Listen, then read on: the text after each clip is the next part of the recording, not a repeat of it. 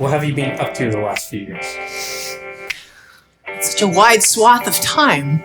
Well, I toured up to about the early mid 2000s, and then I took what was supposed to be a short break, but as often happens with these things, it sort of spread out and spread out and spread out and spread out. And I've always been making music. It began sort of the writing process and the recording process for this new record, Heavy Lifting, in that period. And I would sort of take it out and put it away and take it out and put it away. And then just as we sort of committed to getting rolling again, the world shut down.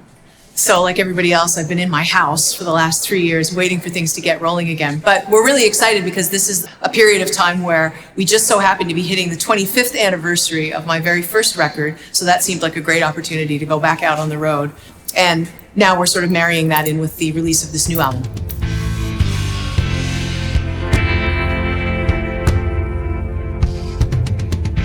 I'm excited to play all my songs live again. You know, it's funny because the songs over the years take on a life of their own.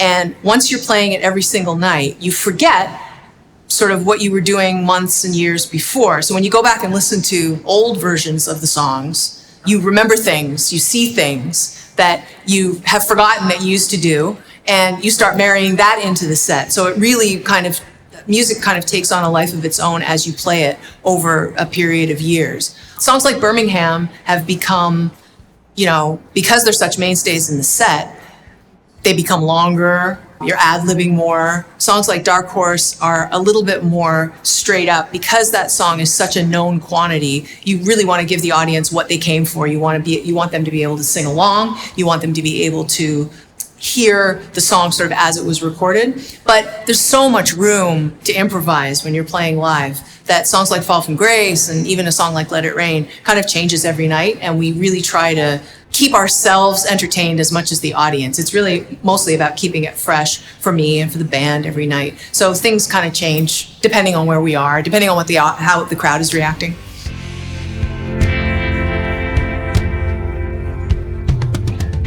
What is my best song? The next one. Come on, man. What is my best song? I mean, that depends if you're asking me as a writer.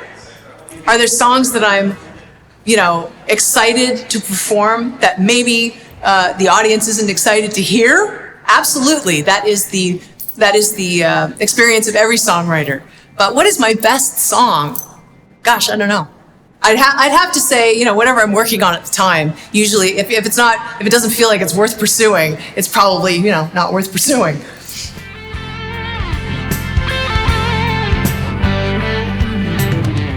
Of mine?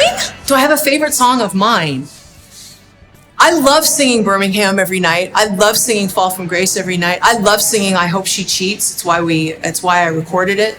There's a new song on this new record coming up called Dog Catcher that was just a blast to record. A lot of times it's how much fun you have in the studio, and that really spills over into the live performance. So you can anticipate how much fun it's going to be to exaggerate certain moments. I can anticipate how much fun I'm going to have teaching a drummer, this particular part that we're going to, kind of work on together. There are a number of songs that grow with you as you tour them. There are other songs that you kind of stay true to the studio version because, that kind of says it all, and that's really what the audience came to see.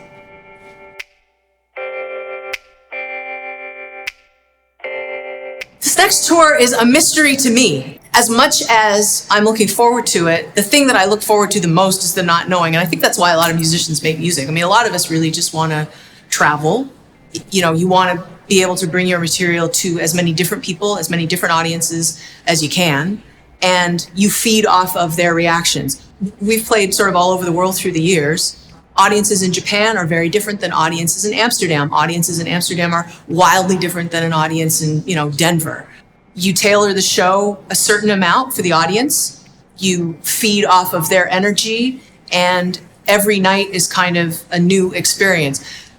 Recording for me for a lot of years was kind of not touch and go, but every experience was different. And because I came up as a live performer, it was a learning experience to be in an enclosed space with a group of people making music absent that feedback. It's a different kind of feedback. You have somebody on the other side of the glass. It's a different kind of feedback. But playing live is everything. I mean, it is a completely different dynamic depending on where you are, depending on where you are in the tour, depending on how you've tailored the set for that night. We take songs in, we drop songs in, we take songs out.